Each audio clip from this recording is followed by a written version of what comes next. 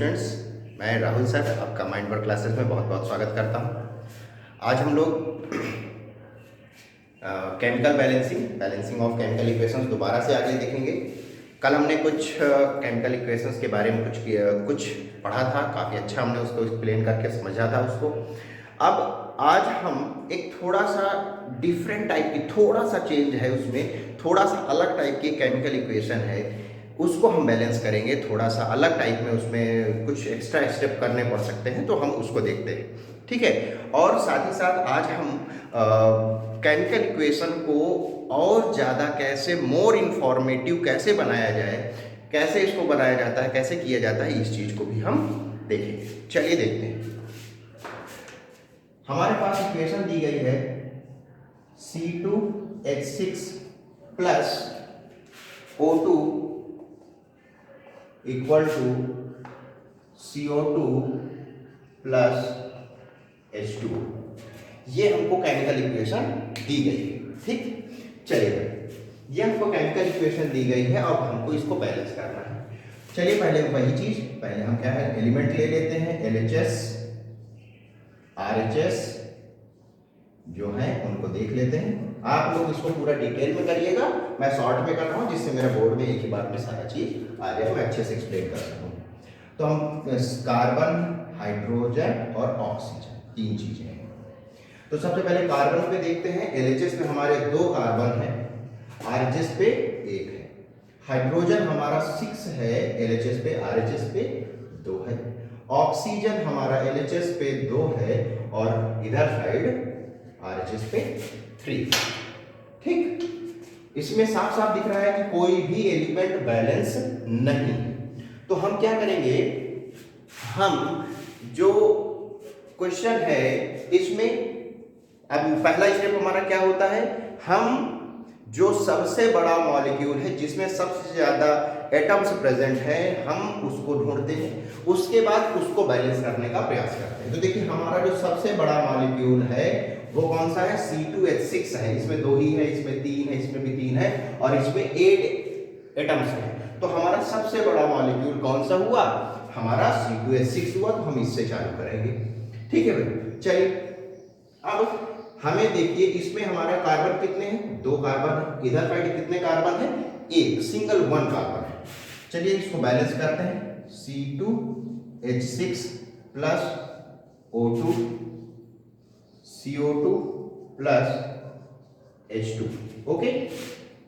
इधर 2 कार्बन है, हम क्या कर रहे हैं, इधर भी 2 मल्टीप्लाई कर देंगे तो हमारा इधर भी दोनों में कार्बन इक्वल हो जाएगा। अब हाइड्रोजन इधर साइड कितने हैं, हाइड्रोजन हमारे यहाँ पे 6 है और यहाँ पे हाइड्रोजन हमारे कितने हैं, यहाँ पे हाइड्रोजन हमारे 2 है।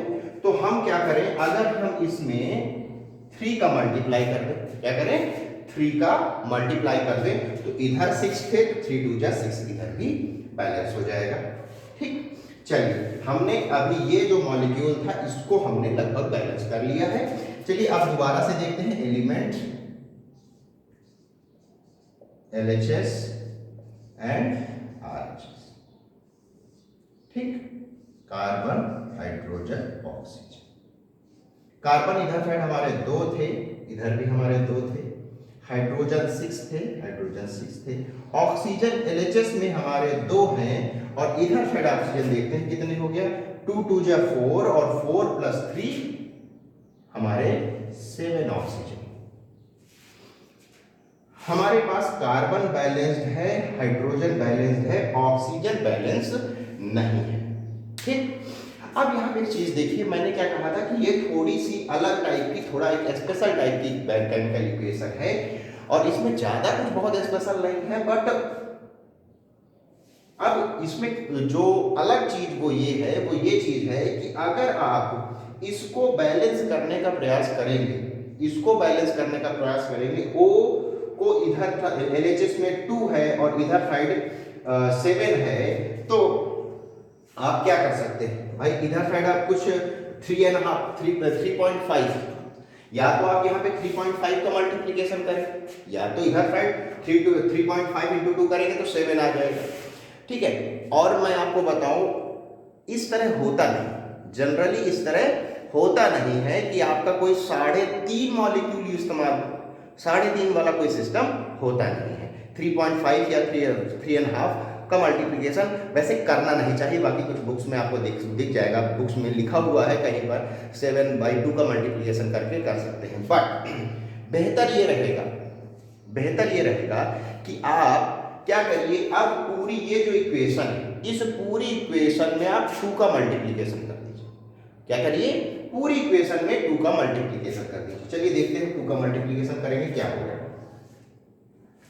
चलिए देखते हैं, हमारा ये क्या हो जाएगा, 2C2H6 प्लस 2O2, 2 2 जा 4CO2 प्लस 6H2। ठीक, ये हमारा हो गया। ठीक है, अब इसको दोबारा से इसका चेक करते हैं, टेबल बनाते हैं। क्या हो जाएगा, एलिमेंट हमारा है LHS एंड RHS। एलिमेंट हमारा कौन से है, कार्बन, हाइड्रोजन, ऑक्सीजन। कार्बन में हमारा देखिए इधर साइड कितने कार्बन है, 4 कार्बन है। RHS में कितने कार्बन है, 4 कार्बन है, 4 कार्बन है। इधर हाइड्रोजन कितने हैं, 6 2 जा 12 है। इधर साइड कितने हैं, 6 2 जा 12 है। अब ऑक्सीजन देखिए, इधर 2 2 जा 4 है। अब इधर साइड ऑक्सीजन देखिए, 4 2 जा 8, 8 प्लस 6 14, कितने हैं, 14। इधर साइड 8 2 जा 4 2 जा 8 और 8 प्लस 6 कितना हुआ, 8 प्लस 6 14 हो गया। तो इधर साइड कितने हो गए, 14 हो गए। तो अब यहाँ पे एक चीज ध्यान से देखेंगे कि हमारा हम क्या पाते हैं कि अब थोड़ा सा आसान है। कैसे कि देखिए, अब अगर हम में अगर 4 में 7/2 से मल्टीप्लाई करें, यानी कि 3.5 कह लीजिए, तो हमारा क्या मिल जाएगा, 2 2 14। ठीक है, अब देखिए इधर साइड 14 आ गया। तो अगर हम क्या करें, इधर साइड 7/2 से मल्टीप्लाई कर दें तो हमको क्या मिल जाएगा, दोनों तरफ से वो हमारा आ जाएगा, बैलेंस हो जाएगा। चलिए देखते हैं आगे कैसे करना है। 2C2H6 plus 7/2 into 2O2 equal to 4CO2 plus 6H2। ठीक है, अब यहां पे थोड़ा ध्यान से देखेंगे कि देखिए, हम यहां से 2 से 2 कैंसिल करेंगे तो हमारी इक्वेशन क्या बनेगी, 2C2H6 plus 7O2 equal to 4CO2 plus 6H2O। ठीक है, अब यहाँ पे ध्यान देने वाली बात ये है कि देखिए यहाँ पे 7O2 निकल रहा है, कितने, 7O2। और 7O2 का मतलब क्या है कि 7 ऑक्सीजन मॉलिक्यूल इस्तेमाल हो रहे हैं। तो भाई 7 ऑक्सीजन मॉलिक्यूल लेने में कोई प्रॉब्लम नहीं है। 7 ऑक्सीजन मॉलिक्यूल चाहे 1 लीजिए, 2 लीजिए, 3 लीजिए, चाहे 7 लीजिए, कोई प्रॉब्लम नहीं। 3.5 लेने में थोड़ा प्रॉब्लम थी, इस वजह से हम यहाँ पे हम नहीं करना चाह रहे थे 3.5 लिया तो 7/2 का मल्टीप्लिकेशन। हमने क्या किया, पहले हमने पूरे इक्वेशन में हमने क्या किया, 2 से मल्टीप्लाई कर दिया, उसके बाद 7/2 से मल्टीप्लाई किया, जिससे क्या हो जाएगा, हमारा 2 से 2 कैंसिल हो जाएगा और 7 हमारा आसानी से आ जाएगा। तो इस तरीके से हम इसको करते हैं। ठीक है, तो इस तरह से हम इसको कर लेंगे और ये हमारा क्या है, बैलेंस्ड केमिकल इक्वेशन। तो ये जो चीज थी, मैं यहाँ पे ये बताना चाह रहा था कि अगर कोई इक्वेशन ऐसी आती है जिसको बैलेंस करने में कहीं प्रॉब्लम आ रही है, आपका मॉलिक्यूल जो है 3.5, 1.5, 2.5 इस टाइप में मॉलिक्यूल आ रहा है, तो उसको मॉलिक्यूल को ऐसा ना करते हुए आप क्या कीजिए, पूरे इक्वेशन में मल्टीप्लाई कर दीजिए 2 का। ठीक है, तो हमारा, और उसके बाद 3.5 का मल्टीप्लाई कीजिए, 2.5 का मल्टीप्लाई कीजिए, तो आपको क्या है, आपको मॉलिक्यूल पूरा का पूरा मॉलिक्यूल बाद में मिल जाएगा। तो इस तरह से क्वेश्चन करेंगे तो आसान रहेगा और सही रहेगा। ठीक है, तो आई होप कि ये जो बैलेंसिंग है वो आपको अच्छे से आ गई हो। अब हम पढ़ते हैं कि केमिकल इक्वेशन को और ज़्यादा इंफॉर्मेटिव कैसे बनाया जाता है। ठीक है, केमिकल इक्वेशन को और ज़्यादा इंफॉर्मेटिव कैसे बनाया जाता है, चलिए देखते हैं। एक केमिकल इक्वेशन है हमारे पास, Na plus H2O is equal to NaOH plus H2। ये केमिकल इक्वेशन थी। अभी ये बैलेंस नहीं है, हमको इसको बैलेंस थोड़ा सा कर लेते हैं भाई। चलिए पहले तो हमारा यहाँ पे 2 हो जाएगा, यहाँ पे 2 कर दें और यहाँ पे 2 कर दें, हमारा ये केमिकल इक्वेशन बैलेंस हो गई। ठीक, तो ये हमारी केमिकल बैलेंस इक्वेशन आ गई। अभी हम क्या करते हैं, थोड़ा सा हमको क्या करना है, इसको थोड़ा थोड़ा इन सभी के बीच पीछे साइड हमको हल्का सा स्पेस चाहिए होगा। हाँ ठीक है, अब हमारे पास सभी के पीछे स्पेस है। तो अब हमको क्या है, इसमें फर्दर इंफॉर्मेशन और ऐड करनी है केमिकल इक्वेशन। देखिए केमिकल इक्वेशन में देखिए पहली चीज समझिए इस चीज को कि केमिकल इक्वेशन आपको क्या क्या बता रही है, इस चीज को जान लेते हैं। हमको ये यहाँ पे पता चल रहा है कि सोडियम के 2 एटम्स हम इस रिएक्शन में वर्क कर रहे हैं। H2O का 2 मॉलिक्यूल वर्क कर रहे हैं, हाइड्रोजन के 4 एटम, ऑक्सीजन के 2 एटम। इसी तरह से हमको ये सारी चीजें, हमको NaOH मिल रहा है हाइड्रोजन, इस तरह से कई सारी चीजें हमको पता चल रही है। अब हम इसमें और अगर इंफॉर्मेशन हमको ऐड करनी है, तो इंफॉर्मेशन और ऐड करने के लिए अगर आपको पता है कि कौन सा एलिमेंट, कौन सा मॉलिक्यूल, कौन सा सब्सटेंस किस स्टेट में है, तो हम उसकी स्टेट भी साथ में लिख सकते हैं। जैसे सोडियम है, तो सोडियम हमारा किस फॉर्म में मिलता है, सॉलिड फॉर्म में मिलता है, तो हम उसको ब्रैकेट के अंदर स्मॉल s लिख सकते हैं। H2O जो है हमारा वो लिक्विड है, हमारा H2O कैसा है, लिक्विड है, तो हमने क्या है ब्रैकेट में स्मॉल l लिख दिया।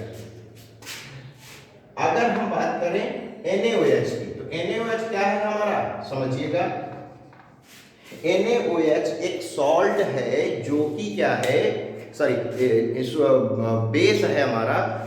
NaOH हमारा एक बेस है जो कि किस में मिलेगा, वाटर में घुले हुए फॉर्म में मिलता है, पानी में घुला हुआ मिलता है। ठीक है, तो जो चीजें पानी में घुली हुई स्टेट में मिलती हैं तो हम उसको लिखते हैं एक्वस, AQ। क्या लिखते हैं, AQ, ब्रैकेट में AQ लिखते हैं, इसका फुल फॉर्म होता है एक्वस। ठीक है, तो ये होता है हमारा एक्वस। ठीक है, तो हम इसको इस तरह से रिप्रेजेंट करते हैं। तो ये हम इस तरह से इसको एक्वस को रिप्रेजेंट किया जाता है। तो ये हमारा हो गया एक्वस Na ये। ठीक है, अब हमारी ये हाइड्रोजन हमारी क्या है, गैस है, तो गैस को हम ब्रैकेट में G, गैस को हम ब्रैकेट में G लिख सकते हैं। और यहाँ पे एक चीज और ध्यान दीजिए कि अगर कोई सब्सटेंस जैसे गैस निकलती है, कोई गैस सब्सटेंस गैस के फॉर्म में निकलता है, तो हम इसको ऐसे ऊपर की ओर बना देते हैं। तो ये क्या बता रहा है, ऊपर की ओर जो एरो बनता है वो हमारा क्या बताता है कि हमारी गैस इवॉल्व हो रही है, यानी कि गैस निकल रही है, तो एवोल्यूशन को बताता है। अगर कोई रिएक्शन में कोई प्रेसिपिटेट बनता है, अगर किसी रिएक्शन में कोई प्रेसिपिटेट बनता है जो नीचे बैठ जाता है, ठीक है, प्रेसिपिटेट बनता है, तो उसके बगल पे हम ऐसे डाउन का साइन बनाते हैं। क्या बनाते हैं, डाउन का साइन बनाते हैं। ठीक है, तो डाउन का साइन क्या बताता है कि प्रेसिपिटेट बन रहा है और वो टेस्ट ट्यूब में नीचे की ओर बैठ जाएगा। ठीक है, तो ये हमारा रिप्रेजेंट करता है कि हम कोई केमिकल रिएक्शन में हमारा जो है सब्सटेंस है वो रिएक्शन करने के बाद प्रेसिपिटेट बनाया है और वो नीचे बैठ रहा है। तो इस तरीके से हमारा किसी भी केमिकल इक्वेशन को और ज़्यादा इंफॉर्मेटिव बनाया जाता है। ठीक है, इस तरह से हम और ज़्यादा इंफॉर्मेटिव बनाते हैं। आज के लिए हम इतना ही पढ़ेंगे। कल से हम लोग टाइप्स ऑफ केमिकल रिएक्शंस पढ़ेंगे और आप सभी से मैं कहूँगा कि आगे की जो वीडियोज़ रहेंगे आप उनको रेगुलरली देखिए, क्योंकि मैं उनमें अच्छे से एक्सप्लेन करने वाला हूँ कौन कौन सी केमिकल इक्वेशंस होती हैं, कैसे होती हैं, क्या क्या चीज़ें होती हैं, तो मैं उसको पूरा डिटेल में शो करूँगा, तो आप उसको रेगुलरली देखते रहिए।